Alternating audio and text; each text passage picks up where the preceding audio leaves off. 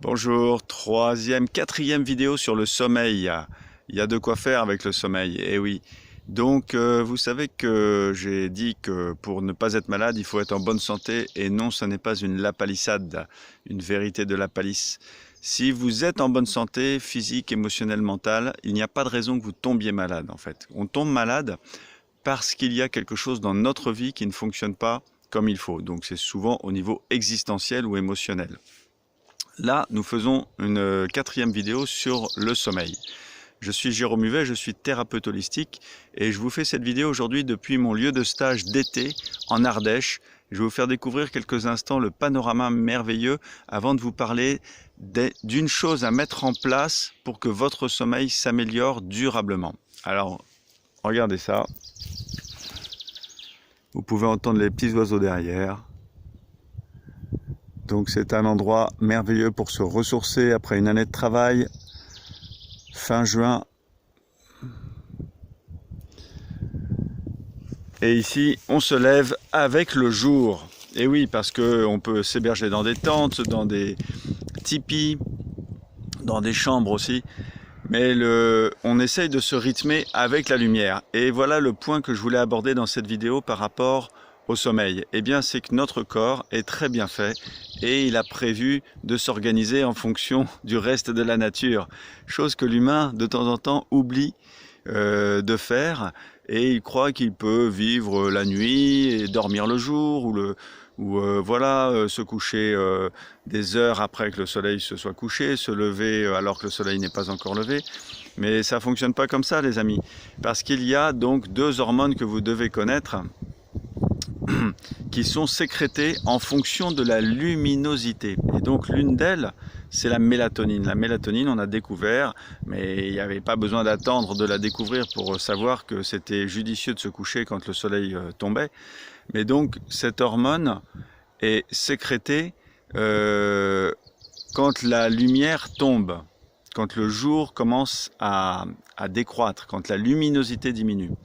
Et c'est cette hormone qui crée un endormissement.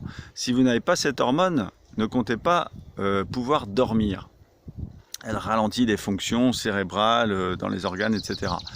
Donc aujourd'hui, ils vous vendent en pharmacie de la mélatonine, mais c'est autant pisser dans un violon, les amis. Parce que si vous ne changez pas vos habitudes de vie, vous pouvez toujours compenser, ça ne sert à rien. Donc la mélatonine peut servir quelques instants pour rééduquer un petit peu le fonctionnement du corps. Et encore, il y a mieux que la mélatonine, il vaut mieux prendre en homéopathie un remède que je vais vous indiquer. Donc, ça, c'est la première chose, c'est que si vous ne respectez pas les rythmes de la nature, vous ne pouvez pas espérer être en bonne santé. Donc ça vaut pour le sommeil, ça vaut pour l'alimentation avec les aliments de saison, etc. Tout est très bien fait. Voilà, la nature fonctionne par elle-même. Mais nous, on a la capacité en tant qu'humains de faire des choses contre nature. Voilà ce qui nous pose des problèmes. Donc, la première chose, on essaye de se coucher au moment où la nuit commence à tomber, voilà, un peu après. Il y a quelque chose que notre cerveau enregistre comme de la lumière, comme si c'était de la lumière du soleil, ce sont la lumière des écrans, c'est la lumière des écrans. Parce que si vous regardez la télé, si vous regardez votre portable, si vous regardez votre tablette, le soir, alors qu'il fait nuit dehors, eh bien, votre cerveau croit qu'il fait encore jour, et donc il ne va pas sécréter cette fameuse mélatonine. Donc voilà pourquoi il faut absolument essayer d'arrêter les écrans au moins 1 heure avant l'heure de l'endormissement qui elle-même doit correspondre à 10 heures, 9 heures, des choses comme ça, qui sont raisonnables. Et ensuite, le jour se lève à 7 heures, 6 heures. On essaye de se lever aussi à ces heures-là. Ça se fait naturellement et vous vous réveillerez en forme parce que quand le jour va commencer à poindre au travers de vos paupières, ça va envoyer des signaux et la mise en route d'hormones qui vont activer le réveil et un réveil en forme. Donc une chose à faire aussi, c'est à savoir, c'est que vos organes travaillent à différentes heures du jour et de la nuit. C'est la médecine chinoise qui a étudié ça. Et donc vous avez toutes les 2 heures un organe qui bénéficient de plus d'énergie. Donc évidemment, vous avez les organes de la digestion au moment des repas, vous avez les organes, le cœur vers midi, le foie vers 2-3 heures la nuit, etc. Et si cet organe est censé travailler pendant que votre cerveau dort, ça n'est pas la même chose si votre cerveau est éveillé. Vous comprenez bien que votre organe ne va pas pouvoir faire son travail correctement si les conditions ne sont pas requises. Alors je vous indique 2 remèdes homéopathiques pour vous aider à recaler votre sommeil si vraiment vous souhaitez le faire. Et déjà méthodologiquement, la meilleure chose, si vous avez l'habitude de vous coucher à minuit, et c'est donc trop tard, alors vous allez essayer de décaler. Alors pour décaler, 2 choses. Faire un peu d'exercice physique le jour même, donc une bonne marche de 3/4 d'heure, vous allez sentir plus de fatigue le soir, et vous décaler soit d'une demi-heure, soit d'1/4 d'heure tout simplement. Pour arriver vraiment à décaler sans qu'il y ait de fatigue normale, il faut décaler d'1/4 d'heure. S'il y a une fatigue supérieure liée à un exercice physique, vous allez pouvoir décaler un peu mieux. Et il faut 2-3 jours d'adaptation pour que votre nouvel horaire soit enregistré par votre cerveau.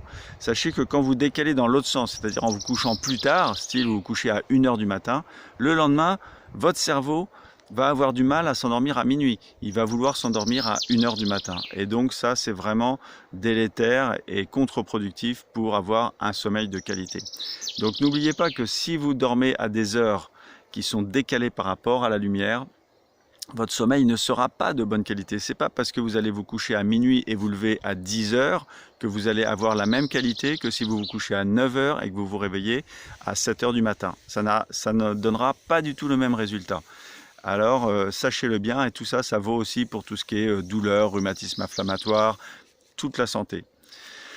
Les 2 remèdes, il y a Coculus indicus, qui est un remède qu'on utilise notamment pour le jet lag, c'est-à-dire les décalages horaires. Voilà, si le soir on sent que on n'a pas du tout envie d'aller se coucher parce que c'est pas la bonne heure, eh bien on peut prendre quelques granules de Coculus indicus en 7CH. Et l'autre remède, c'est Melatoninum, 5CH, 3 granules une demi-heure ou 1 heure avant d'aller dormir. Et cet effet homéopathique qui doit être ponctuel pour relancer en fait la fonction de sécrétion de mélatonine va stimuler, donc en homéopathie, ça va stimuler la sécrétion de mélatonine, ce qui est beaucoup mieux que d'absorber de la mélatonine, vous comprenez bien, puisque le but du jeu, c'est que votre propre corps sécrète la mélatonine. Voilà les amis, c'était la 4e vidéo sur le sommeil. Il y en a donc 3 autres. Une qui traite du café, 2 remèdes homéopathiques qui facilitent pour les gens qui ont la tête qui travaille trop. Donc regardez-les. Abonnez-vous à ma chaîne YouTube si ça vous a plu, intéressé. Partagez avec des amis qui ont des problèmes du sommeil. Je pense qu'avec tout ça, ils vont commencer à pouvoir améliorer les choses si vraiment ils mettent en place des choses raisonnables qui fonctionnent. C'est la santé naturelle, c'est celle qui permet de ne pas être malade. À bientôt.